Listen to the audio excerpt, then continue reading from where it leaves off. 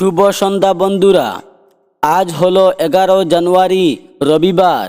আজকের সন্ধ্যার বিশেষ বিশেষ খবরগুলি হলো: 1 বছরের মধ্যে বিয়ে করুন, নিযুক্ত প্রাপ্তিদের সলা হিমন্ত বিশ্ব শর্মার। কচুদরমে বাজেয়াপ্ত 8 কোটির মারফিন, পঞ্চায়েত মেম্বার সহ গ্রেফতার 3 জন। আমরা ভালো নেই, সরকারের বৈষম্যের বিরুদ্ধে নাগরিক কণ্ঠ শিলচরের।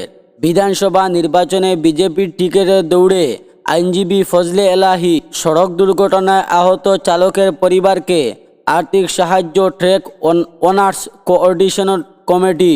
মৌলানা আব্দুল জলিল চৌধুরী স্মৃতি পুরস্কার পাচ্ছেন বদরুদ্দিন আজমল আল কাসিমি। 2026-এর আগে অস্বস্তিতে শ্রীভূমি বিজেপি, চাপের মুখে জেলা নেতৃত্ব। তাহলে বিস্তারিত খবরে যাওয়ার আগে এখনই চ্যানেলটি সাবস্ক্রাইব করুন এবং পাশে থাকা বেল আইকনটি বাজিয়ে রাখুন, যাহাতে সমস্ত খবরগুলি সবার আগে আপনার কাছে পৌঁছাতে পারে। এখন শুনুন আজকের খবরগুলির বিস্তারিত। প্রথম খবর: 1 বছরের মধ্যে বিয়ে করুন, নিযুক্ত প্রাপ্তদের সলা হিমন্ত বিশ্ব শর্মার।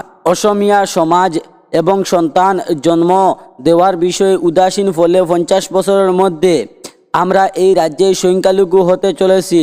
শনিবার অসম কর্তৃপক্ষ নিয়োগ পরীক্ষা ওডিআরই পরীক্ষার মধ্যে চাকরি পাওয়া তৃতীয় শ্রেণীর সরকারি কর্মীদের হাতে নিয়োগপত্র তুলে দেন মুখ্যমন্ত্রী এবং সেখানেই বলেন, যারা এখনও অবিবাহিত তাদের 1 বছরের মধ্যে বিয়ে করে নেওয়া উচিত এবং অন্তত 2 সন্তান জন্ম দেওয়ার প্রয়োজন। তারা মতে এমনটা না হলে অসমিয়া জনগোষ্ঠী একদিন নিচ্ছিন্ন হয়ে যাবে। শনিবার গুয়াহাটিতে সরুজাইয়ে আয়োজিত অনুষ্ঠানে তিনি ওডিআরই এর মাধ্যমে নির্বাচিত তৃতীয় শ্রেণীর 6,347 জন প্রার্থীর হাতে নিয়োগপত্র প্রদান করেন এবং ফলে বর্তমান রাজ্য সরকারের আমলে বড় সরকারি নিয়োগপত্র সংখ্যালঘু বেড়ে দাঁড়ালো 1,56,679 জন। অনুষ্ঠানে মুখ্যমন্ত্রী নিজে 19 জন প্রার্থীকে নিয়োগপত্র দেন এবং বাকি প্রার্থীদের জন্য আলাদা কাউন্টার খোলা হয়। অনুষ্ঠানে ভাষণে মুখ্যমন্ত্রী বলেন, বর্তমান সরকারের সময়ে নিয়োগ প্রক্রিয়া সম্পূর্ণভাবে স্বচ্ছ, মেধাভিত্তিক এবং আইন জটিলতা মুক্ত। তার কথায় পুরো প্রক্রিয়ার বিরুদ্ধে উচ্চ আদালতে একটি মামলাও দায়ের হয়নি এবং এই স্বচ্ছ নিয়োগ ব্যবস্থা এখন দেশের অন্য রাজ্যগুলিতে অনুসরণ করতে শুরু করেছে। কচুদরমে বাজেয়াপ্ত 8 কোটির মারফিন, পঞ্চায়েত মেম্বার স্বামী সহ গ্রেফতার 3 জন। কচুদরম চতুর্থ খণ্ড এলাকা থেকে 1 কেজি 357 গ্রাম মারফিন বাজেয়াপ্ত করল পুলিশ। বিশাল পরিমাণ এই মারফিন বাজেয়াপ্ত করার সঙ্গে গ্রেফতার করা হয়েছে 3 জনকে।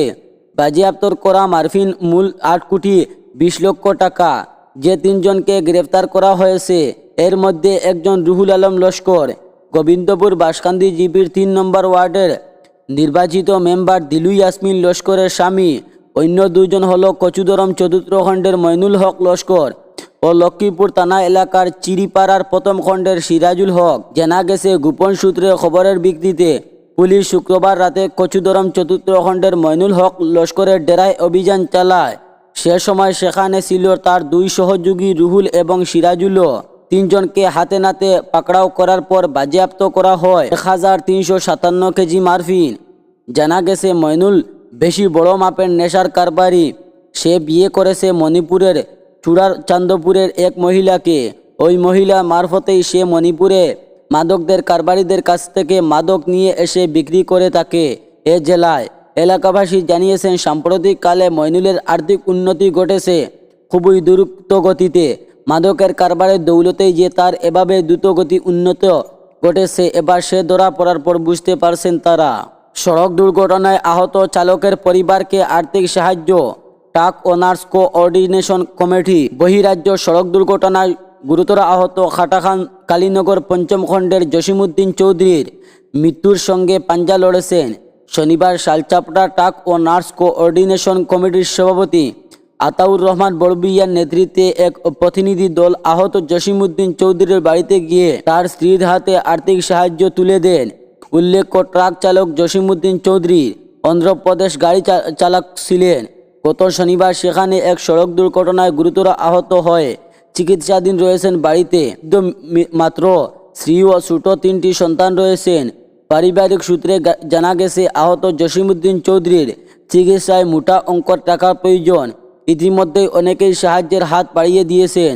শালচাপড়া ট্রাক ওনার্স কোঅর্ডিনেশন কমিটির কর্মকর্তারা 25,000 টাকার আর্থিক সাহায্য করেছেন।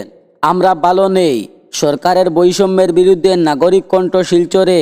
সরকারের বৈষম্যমূলক নীতি, শ্রমিক বঞ্চনা ও সামাজিক বিভাজনের রাজনীতির বিরুদ্ধে শনিবার শিলচরে রাঙ্গিরহাড়িতে নাগরিক ও শ্রমিক সংগঠনের যৌথ উদ্যোগে অনুষ্ঠিত হলো এক প্রতিবাদী কর্মসূচি। ভাষা শহীদ স্মৃতিস্তম্ভের পদাদেশে আয়োজিত এই কর্মসূচির সূত্রপাত হয়েছিল 3 জানুয়ারি শিলচর পেনারসস ভবনে অনুষ্ঠিত নাগরিক সভায়। সিদ্ধান্তে বক্তব্যের শুরুতেই ফোরাম ফিরাফ সোশ্যাল হারমোনের অরিন্দম দেব বলেন, যদি একটি শব্দ রাজ্যের শ্রমজীবী মানুষের অবস্থা বুঝাতে হয়, বলতে হবে আমরা ভালো নেই। জমি কর্পোরেটরদের হাতে তুলে দেওয়া, শিক্ষিত বেকারত্ব, চা বাগান শ্রমিকদের ন্যূনতম মজুরি না পাওয়া, 108 মৃত্যুঞ্জয় পরিবারের শ্রমিকদের দাবি উপেক্ষা এবং লাগাম ছাড়া মূল্যবৃদ্ধির বিরুদ্ধে ক্ষোভ প্রকাশ করেন তিনি। এআইডিসিআর পক্ষে অধ্যাপক অজয় রায় বলেন, শ্রমজীবী মানুষের অধিকার থেকে নজর ঘুরাতে ঘৃণা ও হিংসার রাজনীতি উস্কে দেওয়া হচ্ছে। বিধায়ক ইউনিয়ন ফল সিভিল লঠিবাজি কর্ণধার গুপ্ত কার্বি আংলং বাংলাদেশ ও ভারতের সংখ্যালঘু শ্রমজীবীদের উপর হামলার ঘটনাকে একই ধারার রাজনীতি ফল বলে উল্লেখ করেন তিনি। মৌলানা আব্দুল জলিল চৌধুরী স্মৃতি পুরস্কার পাচ্ছেন বদরুদ্দিন আজমল। মৌলানা আব্দুল জলিল চৌধুরী মেমোরিয়াল অ্যাওয়ার্ড পাচ্ছেন মৌলানা বদরুদ্দিন আজমল আল কাসিমি। প্রতি বছরের ন্যায় এবারও খতমে বুখারী অনুষ্ঠানে উত্তর পূর্ব ভারত এমারতে শরিয়া ও নদওয়াতুত তামিরের পক্ষ থেকে মৌলানা আব্দুল জলিল চৌধুরী স্মৃতি পুরস্কার ও আল্লামা তৈবুর রহমান বড়বুইয়া স্মৃতি পুরস্কার প্রদান করা হবে। শনিবার দুপুরে নদওয়ার কেন্দ্রীয় কার্যালয়ে এক সাংবাদিক সম্মেলন অনুষ্ঠিত হয়।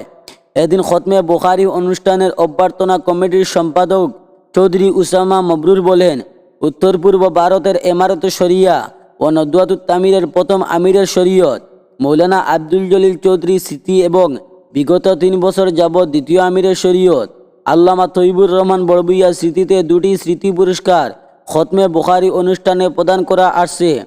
নদওয়াতুত তামির এবছরও 2টি পুরস্কারের জন্য বিবেচনা করতে নদওয়া কেন্দ্রীয় কমিটির পক্ষ থেকে আমিরে শরিয়া মৌলানা ইউসুফ আলীর সভাপতিত্বে এক সাব কমিটি গঠন করে দেওয়া হয়। সেই কমিটি মৌলানা বদরুদ্দিন আজমল আল কাসিমিকে এই পুরস্কারের জন্য বিবেচনা করেছে।